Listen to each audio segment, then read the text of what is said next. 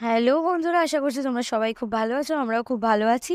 তো দেখতেই পাচ্ছ সকাল, সকাল ঘুম থেকে উঠে মেশিনপত্র রং করতে বসে গেছিলাম। কারণ বাড়িতে ছিল একটা স্পেশাল ডে আর এই দিনটার জন্য আমরা সবাই খুব অপেক্ষা করে থাকি।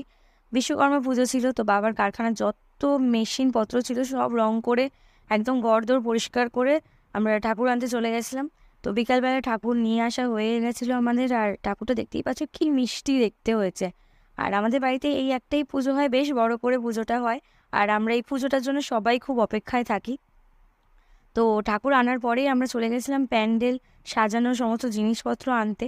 কারণ প্যান্ডেলটা বাবা মানে সবাই মিলে করে দিয়েছিল প্যান্ডেলের কাপড়-টাপড় নিয়ে এসে। আর প্যান্ডেল সাজানোর দায়িত্ব পড়েছিল আমার সৌমেনের উপরে। তো আমরা তার জন্য যা, যা জিনিসপত্র লাগে মোটামুটি সব কিছু নিয়ে চলে এসেছিলাম।